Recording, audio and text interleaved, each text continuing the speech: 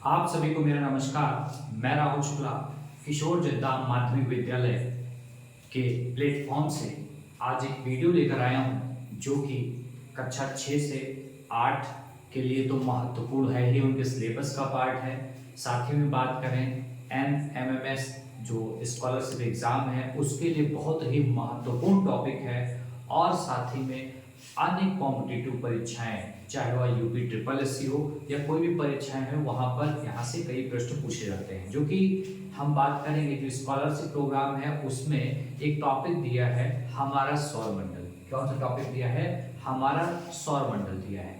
तो हम सबसे पहले थोड़ा सा जानते हैं कि सौर मंडल, और उससे पहले जानते हैं आखिर ये ब्रह्मांड। ब्रह्मांड आपने सुना होगा यूनिवर्स, ये यूनिवर्स क्या होता है।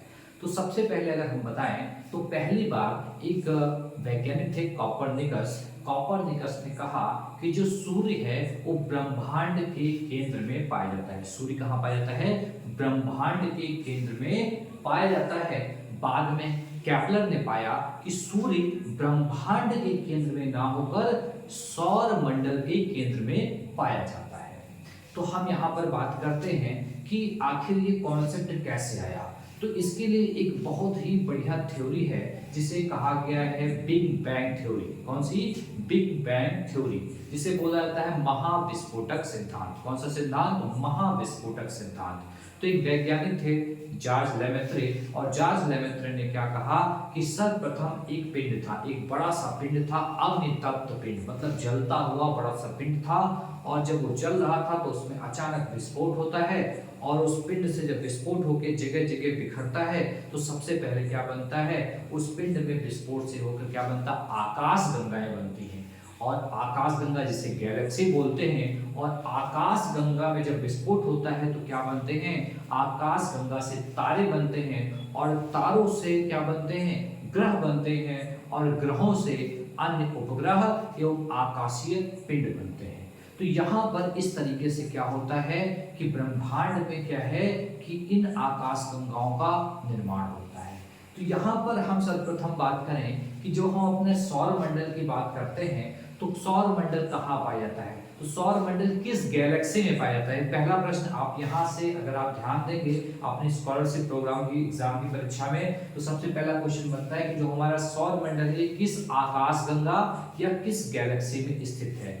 तो हम बात करें तो आकाश गंगा क्या होती है, इसमें अगर हम बात करें अरबों अरबों अरबों क्या होते हैं? तारों का एक समूह होता है, उसी को क्या बोलते हैं? आकाश गंगा बोलते हैं। और हमारा सौर मंडल जिस आकाश गंगा में स्थित है वह कौन सा है?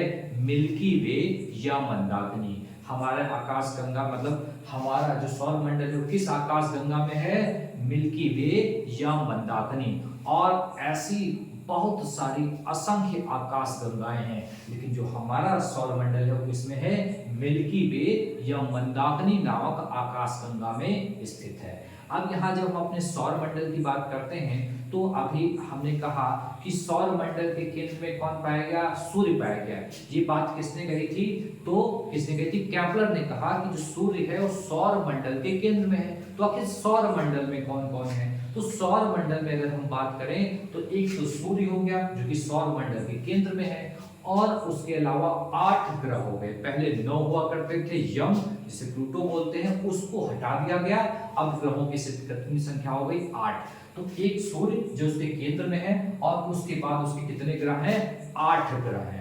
तो यहाँ पर हम आज कुछ ग्रहों के बारे में पढ़ेंगे, क्योंकि एक वीडियो में सभी ग्रहों को पढ़ने में वीडियो बहुत लंबी हो जाएगी, फिर आपको पढ़ने में दिक्कत आएगी। तो हम इसे 2 वीडियो में पढ़ेंगे। तो हम बात करते हैं सूर्य की। सबसे पहले बात करते हैं तो सूर्य क्या है? हमारे सौर मंडल के केंद्र में क्या स्थित है? सूर्य स्थित है। सूर्य जो कि हम बात करें ऊर्जा का स्रोत अगर कोई है तो क्या है? सूर्य है। अब सूर्य की बात करें तो सूर्य के केंद्र में क्या होती है? नाभिकीय संलयन की अभिक्रिया होती है, जिसमें क्या होता है? नाभिकीय संलयन की अभिक्रिया के द्वारा क्या होते हैं? हाइड्रोजन के नाभिक क्या होते हैं? हीलियम के नाभिक में परिवर्तन होते हैं, और जिससे क्या होती है? ऊर्जा मुक्त होती है।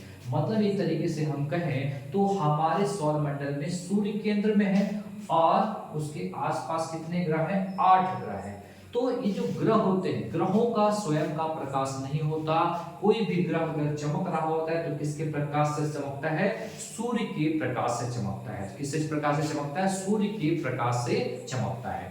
तो हम सबसे पहले सूर्य की बात करें तो सूर्य की सतह, अब देखिए हम यहाँ पर उन प्रश्नों की बात करेंगे, अगर आप इसे डिटेल में पढ़ने को आएंगे तो बहुत कुछ पढ़ने को मिलेगा, किंतु हम महत्वपूर्ण बात करेंगे पॉइंट्स की जो आपके एग्जाम में पूछे जाते हैं। जो सूर्य है, तो सूर्य की सतह का तापमान कितना होता है? तो सूर्य की सतह का तापमान कितना है? 6000 डिग्री सेल्सियस। सूर्य की सतह का तापमान कितना होता है? 6000 डिग्री सेल्सियस। उसके अलावा अगर हम सूर्य की अनुमानित आयु की बात करेंगे तो सूर्य की अनुमानित आयु कितनी है? 5 अरब वर्ष सूर्य की अनुमानित आयु है। उसके बाद अगर हम बात करें सूर्य का प्रकाश जो कि पृथ्वी पर आता है, सूर्य का प्रकाश जो कि पृथ्वी पर आता है, बहुत बार प्रश्न पूछा गया कि सूर्य के प्रकाश को पृथ्वी पर आने में कितना समय लगता है? तो 8 मिनट 16 सेकंड का समय लगता है। कितना मिनट?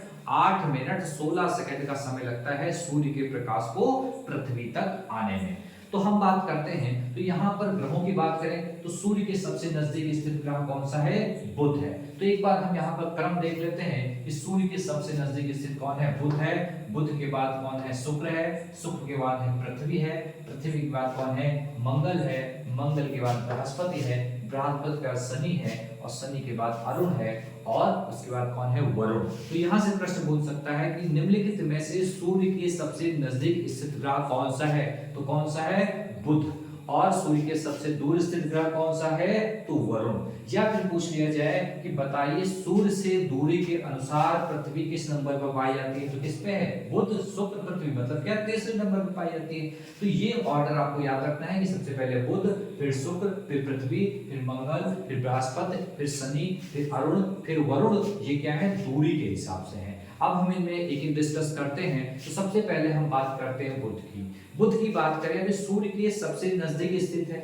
जब सूर्य के सबसे नजदीक स्थित है, इसका मतलब क्या है? सूर्य के सबसे नजदीक स्थित ग्रह, पहली बात। दूसरी चीज क्या बात करें कि जब नजदीक स्थित है तो जब इस क्या करते हैं? सभी ग्रह सूर्य की परिक्रमा करते हैं। सभी ग्रह क्या करते हैं? सूर्य की परिक्रमा करते हैं। परिक्रमा मतलब चक्कर लगाना, है ना? बीच में कौन है? सूर्य है और ग्रह क्या होंगे? चारों तरफ चक्कर लगाते हैं। तो जब ये चक्कर लगाता है तो नजदीक होने के कारण यह क्या करता है? अपनी एक परिक्रमा को पूरा करने में 88 दिन का समय लेता है। इसलिए हम कह सकते हैं कि सबसे कम समय में चक्कर कौन पूरा करता है? तो बुध सबसे कम समय में सूर्य का चक्कर पूरा कर लेता है। उसके अलावा बात करें कि इन ग्रहों में सबसे छोटा ग्रह कौन सा है और सबसे बड़ा ग्रह कौन सा है? तो सबसे छोटा ग्रह हमारा बुध ही है और सबसे बड़ा ग्रह कौन सा है? बृहस्पति है। बृहस्पति सबसे बड़ा है, फिर शनि, फिर अरुण, फिर वरुण, फिर पृथ्वी, फिर शुक्र, फिर मंगल और फिर बुध। इस तरीके से सबसे बड़ा कौन? बृहस्पति और सबसे छोटा कौन है? बुध है। बात करते हैं कि बुध का कोई भी उपग्रह नहीं है। हम 8 ग्रहों की बात करेंगे। 8 ग्रहों में 2 ऐसे ग्रह हैं जिनका कोई भी उपग्रह नहीं है। एक तो बुध है और दूसरा शुक्र है। तो ये बुध की हमने बात कर ली कि इसका कोई भी उपग्रह नहीं है। अब हम बात करते हैं शुक्र की। जब शुक्र की बात करते हैं तो शुक्र लगभग पृथ्वी जैसा दिखाई देता है। शुक्र कैसा दिखाई देता है? पृथ्वी जैसा दिखाई देता है। तो सूर्य को क्या बोलते हैं? शुक्र को क्या बोलते हैं? पृथ्वी की बहन बोलते हैं। क्या बोलते हैं? पृथ्वी की बहन बोला जाता है किसको? शुक्र को। उसके अलावा हम बात करते हैं शुक्र की, तो शुक्र पर भी कोई उपग्रह नहीं पाया जाता। ये हमने अभी तक बात कर ली कि बुध और शुक्र पर कोई भी उपग्रह नहीं पाया जाता। शुक्र को भोर का तारा कहते हैं। शुक्र को क्या कहते हैं? भोर का तारा कहते हैं और इसे सांझ का तारा भी कहते हैं। भोर का तारा एवं सांझ का तारा किसे कहा जाता है? शुक्र को कहा जाता है। उसके अलावा तो एक को प्रश्न पूछा जाता है सबसे चमकीला ग्रह कौन सा होता है? तो शुक्र क्या है? सबसे चमकीला भी है। सबसे चमकीला ग्रह कौन सा है? शुक्र है।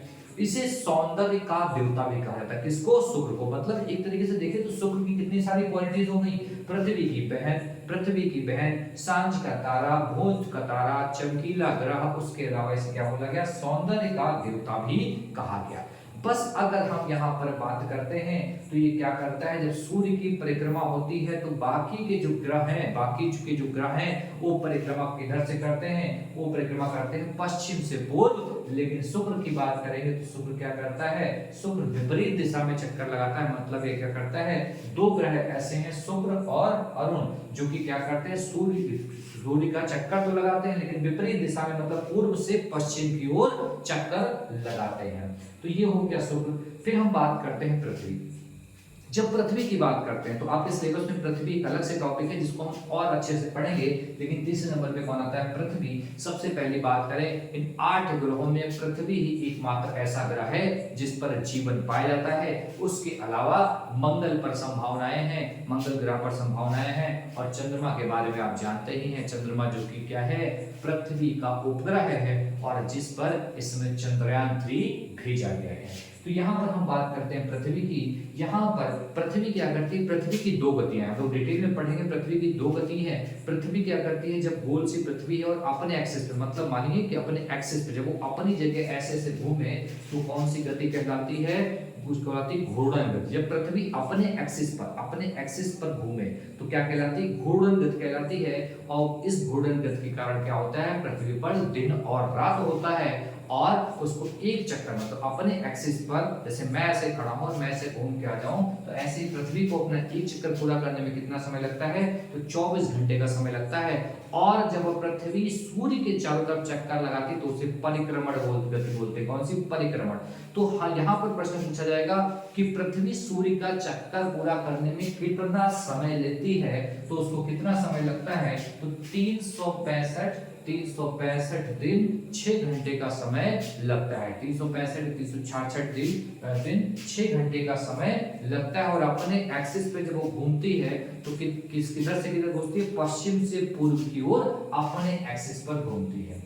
बात करते हैं पृथ्वी क्या है, अपने एक्सिस पे क्वेश्चन बनेगा कि पृथ्वी अपने अक्ष पर कितना डिग्री झुकी है। तो पृथ्वी क्या है, हल्का सा झुकी हुई है। पृथ्वी क्या है, हल्का सा झुकी हुई है। कितना डिग्री झुकी हुई, 23.5 डिग्री झुकी हुई होती है। जब आप ग्लोब देखेंगे तो ग्लोब में हमेशा पृथ्वी आपको हल्का ऐसे झुकी हुई नजर आएगी।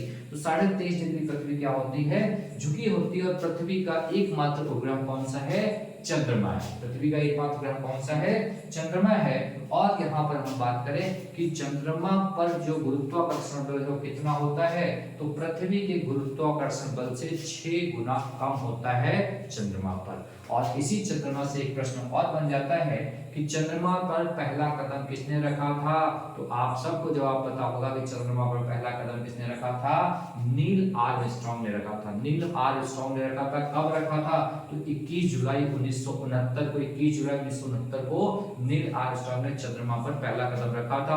और जहां पर पहला कदम रखा था उस स्थान को क्या कहा जाता है, तो सी ऑफ ट्रैंक्विलिटी कहा जाता है। सी ऑफ ट्रैंक्विलिटी कहा जाता है। तो हम लोग पृथ्वी के बारे में और डिटेल में थोड़ा पढ़ेंगे। फिर अब यहाँ पर एक चीज समझिएगा, फिर अगला ग्रह कौन सा है, मंगल। अगला ग्रह कौन सा है, मंगल है। तो मंगल को लाल ग्रह कहा जाता है क्योंकि इस पर क्या है, लौह ऑक्साइड के कारण इसे लाल ग्रह कहा जाता है।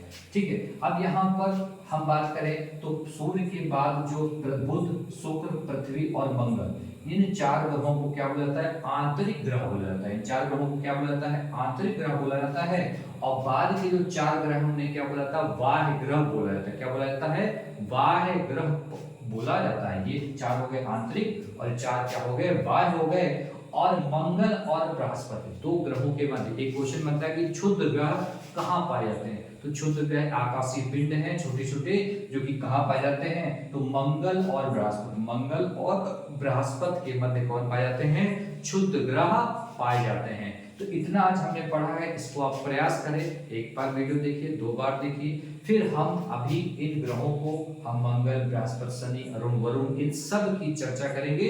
उसके बाद हम पृथ्वी के बारे में पढ़ेंगे, पृथ्वी की गतियों के बारे में पढ़ेंगे। इसे गौर से पढ़िएगा क्योंकि बहुत महत्वपूर्ण रोल आने वाला है। आपके यहाँ से 1-2 नंबर आपके एग्जाम में जरूर आएगा। आज के इतना ही, आप सभी का बहुत बहुत धन्यवाद।